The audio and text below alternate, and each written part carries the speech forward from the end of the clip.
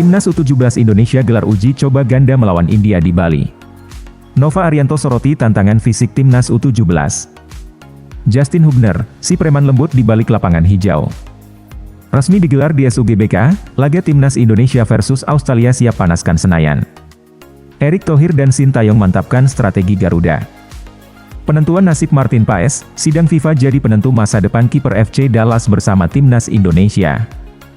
Ula Romeni dan Erick Thohir saling follow di Instagram, sinyal naturalisasi untuk Timnas Indonesia semakin kuat. Timnas U17 Indonesia gelar uji coba ganda melawan India di Bali. Timnas Indonesia U17 tengah menjalani pemusatan latihan atau training camp di Bali. Setelah memulai TC pada 11 Agustus 2024, mereka kini bersiap untuk menghadapi dua laga uji coba melawan Timnas India yang akan digelar pada 25 dan 27 Agustus 2024. Pemusatan latihan di Bali ini merupakan kelanjutan dari seleksi yang telah dilakukan di Jakarta. Dari seleksi tersebut, 35 pemain telah dipanggil untuk mengikuti TC, termasuk Matthew Baker yang sebelumnya sempat dipanggil oleh Timnas U17 Australia. Pelatih Timnas U17 Nova Arianto mengungkapkan bahwa semua pemain akan diberi kesempatan bermain dalam dua laga uji coba melawan India. Hal ini dilakukan untuk melihat siapa saja pemain yang akan dibawa ke pemusatan latihan lanjutan di Spanyol, sebelum bertanding di kualifikasi Piala Asia U17 pada bulan Oktober mendatang. Nova juga menambahkan bahwa fokus utama tim pelatih saat ini adalah meningkatkan kondisi fisik dasar para pemain. Dengan beberapa pemain baru yang bergabung, pelatih berupaya menyamakan tingkat kebugaran mereka dengan pemain lama. Setelah tahap peningkatan fisik ini, para pemain akan mulai diberikan materi taktik yang sangat krusial.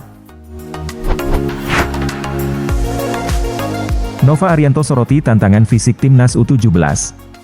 Nova Arianto baru-baru ini mengungkapkan tantangan yang dihadapi oleh timnya selama pemusatan latihan di Bali. Dengan Piala Asia yang semakin dekat, Nova menyoroti pentingnya kondisi fisik para pemain sebagai salah satu fokus utama untuk memastikan performa optimal di ajang tersebut. Seperti yang diketahui, Timnas Indonesia U17 saat ini tengah menjalani pemusatan latihan intensif di Bali. Nova Arianto telah membawa 35 pemain yang terdiri dari hasil seleksi terbaru dan skuad yang berlaga di Piala AFF U17 beberapa waktu lalu.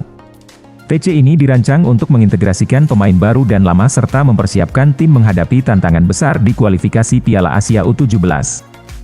Nova Arianto menjelaskan bahwa perbedaan kondisi fisik antara pemain baru dan lama merupakan tantangan yang harus diatasi.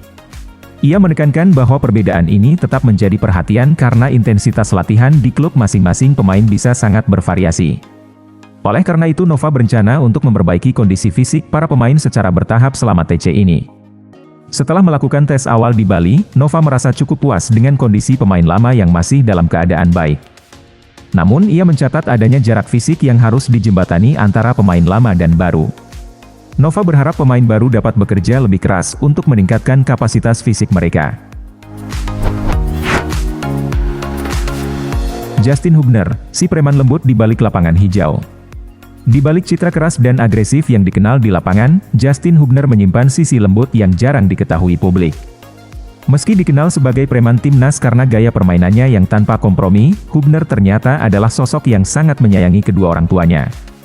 Hubner mengakui bahwa orang tuanya memiliki peran besar dalam karir sepak bolanya. Sejak kecil mereka selalu mendukung dan mendorongnya untuk mencapai yang terbaik. Hubner mengungkapkan bahwa orang tuanya adalah segalanya baginya. Mereka selalu ada untuknya baik di saat suka maupun duka. Hubner mengenang bagaimana ayahnya selalu mengantarkannya kemana-mana saat ia masih kecil. Termasuk ketika harus bertanding di luar kota. Sang ibu di sisi lain selalu hadir dalam setiap pertandingan Hubner, meskipun harus meninggalkan pekerjaan demi mendukung sang anak.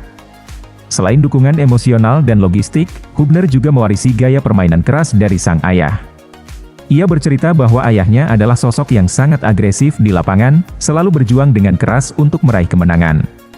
Pengaruh inilah yang membentuk gaya bermain Justin di lapangan hijau, yang kerap kali disebut sebagai preman karena tidak takut bertarung demi memenangkan setiap duel. Resmi digelar di SUGBK, laga Timnas Indonesia versus Australia siap panaskan Senayan. Pertandingan krusial antara Timnas Indonesia dan Australia telah dipastikan akan berlangsung di Stadion Utama Gelora Bung Karno pada 10 September 2024. Pengumuman ini mengakhiri spekulasi yang sempat beredar mengenai kepastian venue pertandingan. Konfirmasi resmi mengenai venue pertandingan ini disampaikan melalui akun Instagram resmi Timnas Indonesia, yang mengunggah jadwal pertandingan lengkap dengan kepastian laga akan digelar di SUGBK. Sebelumnya banyak rumor yang menyebutkan bahwa pertandingan ini mungkin tidak akan digelar di SUGBK karena masalah rumput stadion yang belum sepenuhnya pulih. Namun setelah pertemuan antara PSSI dan Pusat Pengelolaan Komplek Gelora Bung Karno, dipastikan bahwa rumput stadion sudah siap untuk digunakan. Meski pertandingan masih beberapa minggu lagi, PSSI telah menyiapkan rencana untuk penjualan tiket. Tiket laga Timnas Indonesia versus Australia akan mulai dijual pada 17 Agustus 2024 tepat pada Hari Kemerdekaan Indonesia. Penjualan tiket akan dimulai pukul 5 sore, dan dilakukan melalui aplikasi khusus yang disediakan oleh Bank Mandiri.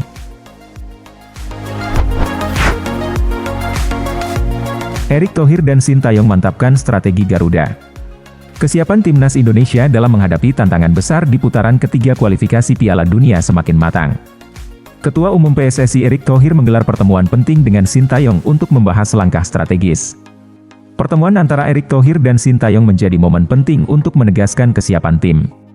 Erick Thohir membagikan momen tersebut melalui akun Instagram pribadinya, menyatakan kebahagiaannya melihat Sintayong kembali fit dan siap bekerja. Pertemuan tersebut fokus pada persiapan Timnas Indonesia menghadapi tantangan besar di kualifikasi Piala Dunia. Pertemuan tersebut juga menyoroti pentingnya pembinaan pemain muda. Erick Thohir mengungkapkan bahwa diskusi mereka tidak hanya terbatas pada tim senior, tetapi juga melibatkan timnas kelompok umur yang akan bertanding di Piala AFF dan SEA Games.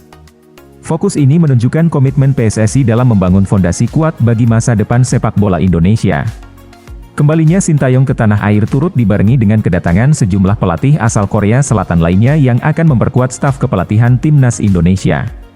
Salah satu nama baru yang bergabung adalah Yeom Ki-hun yang akan bertugas sebagai pelatih striker atau serangan Timnas Indonesia.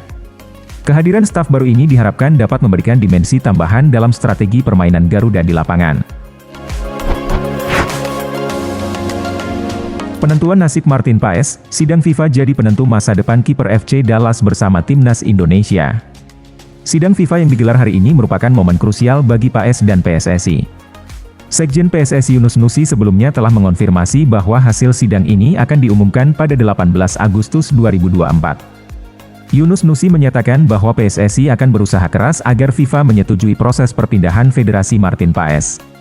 Jika hasil sidang FIFA pada hari ini belum memberikan hasil yang diharapkan, Martin Paes masih memiliki kesempatan untuk melanjutkan perjuangannya. Yunus Nusi menyebutkan bahwa jika diperlukan, Paes dapat membawa kasusnya ke CAS untuk mendapatkan keputusan yang lebih definitif. Harapannya Paes tidak perlu melangkah sejauh itu dan FIFA dapat memberikan lampu hijau pada sidang kali ini, sehingga ia dapat segera bergabung dengan Timnas Indonesia untuk menghadapi tantangan besar di kualifikasi Piala Dunia. Kehadiran Martin Paes di bawah mister gawang Timnas Indonesia akan memberikan tambahan kekuatan yang signifikan bagi skuad Garuda.